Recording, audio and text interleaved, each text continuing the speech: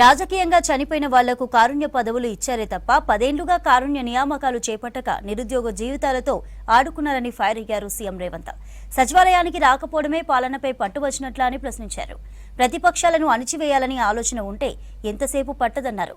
ఇక తిరుమల దర్శనాల కోసం ప్రతిసారి ఏపీని అడుక్కోవడం ఏమిటని, మన దగ్గర లక్ష్మీ నరసింహస్వామి లేరా అని అన్నారు ముఖ్యమంత్రి రేవంత్ రెడ్డి.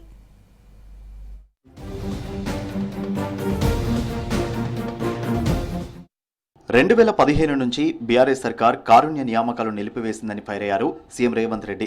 కేసీఆర్ కుటుంబంలో రాజకీయంగా చనిపోయిన వారికి కారుణ్య నియామకాలు ఇచ్చారని చెప్పారు. ఏడాదిలో 57,000 ఉద్యోగాలు ఇచ్చి చూపించామని తెలిపారు. హైదరాబాద్ రవీంద్ర భారతిలో ప్రజాపాలనలో కొలువుల పండుగ కార్యక్రమంలో పాల్గొన్నారు రేవంత్ రెడ్డి. నెల రోజుల్లో గ్రూప్ 1, 2, 3 నియామకాలు పూర్తి చేస్తామని చెప్పారు. గత పాలకులు 10 సంవత్సరాలు ఈ అంశాన్ని పట్టించుకోలేదంటే ఎంత నిర్లక్ష్యంగా వ్యవహరించారో మీరు ఒక్కసారి ఆలోచన చేయండి.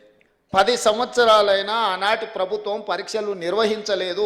10 నెలల్లో 59,000 ప్రభుత్వ ఉద్యోగాలు అందించిన ముఖ్యమంత్రి కానీ రాష్ట్రం కానీ ఉంటే మీరు ఏదైనా చూపించండి, నేను చర్చించడానికి సిద్ధంగా ఉన్నా.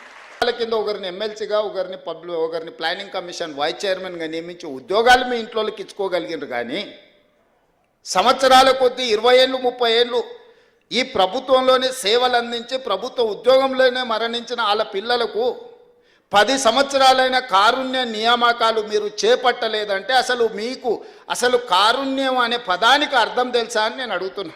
సామాన్యుడు కూడా సచివాలయానికి వచ్చే పరిస్థితి కల్పించామన్నారు సీఎం రేవంత్. తనకు పాలనపై పట్టు రాలేదంటూ ప్రతిపక్షాలు చేస్తున్న విమర్శలకు ఆయన స్ట్రాంగ్ కౌంటర్ ఇచ్చారు.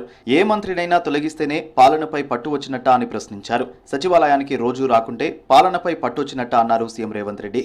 రేవంత్ రెడ్డికి పట్టు రాలేదు అని అంటారు.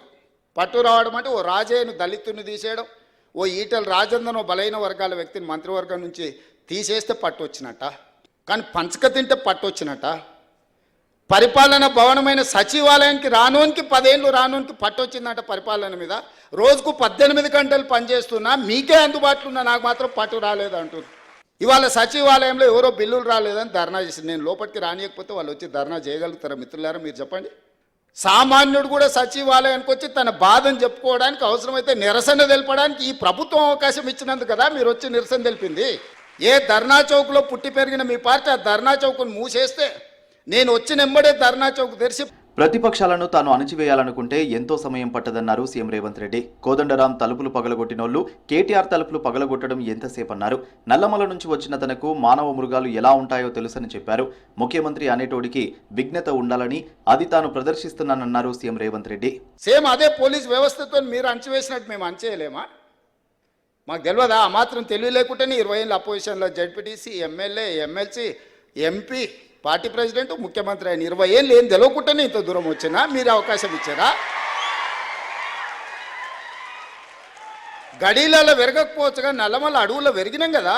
క్రూర జంతువులను చూసినాం, సామాన్యులను కూడా చూసినాం కదా. గడీలలో దొరల్లాక మేము పెరగకపోవచ్చు, కానీ నల్లమల్ల అడవుల్లో చెంచులను చూసుకుంటేనే, పేదోళ్ళని చూసుకుంటేనే పెరిగినాం కదా. మాకు మనుషులు ఎట్లుంటారు, మానవ మృగాలు ఎట్లుంటాయో మాకు తెలియదా? తెలియకుండానే ఇంత దూరం వచ్చినా నేను.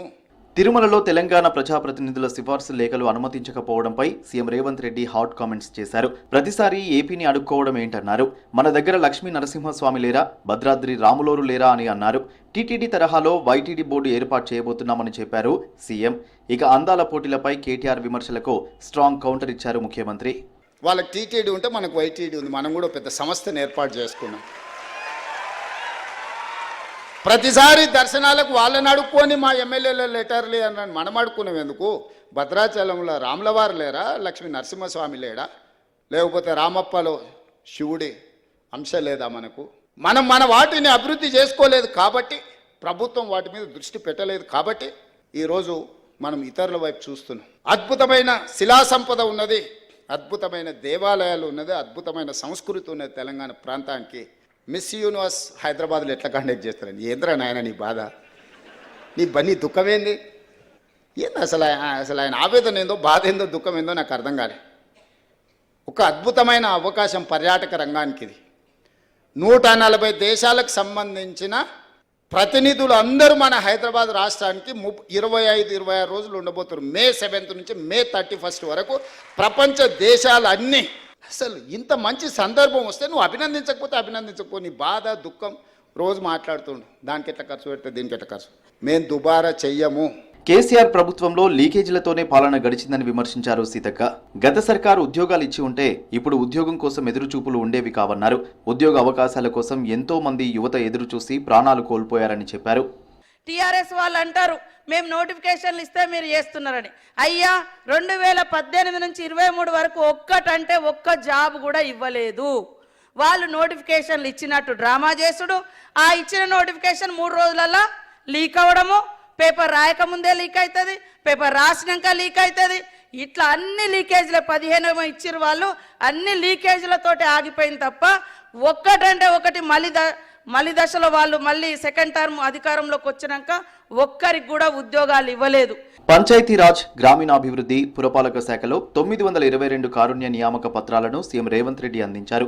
మిషన్ భగీరథ శాఖలో 55 మంది అసిస్టెంట్ ఇంజనీర్లు, 27 మంది జూనియర్ టెక్నికల్ ఆఫీసర్లు, పంచాయతీరాజ్ ఇంజనీరింగ్ శాఖలో 38 మంది అసిస్టెంట్ ఇంజనీర్లు, 55 మంది జూనియర్ టెక్నికల్ ఆఫీసర్లకు నియామక పత్రాలను అందించారు.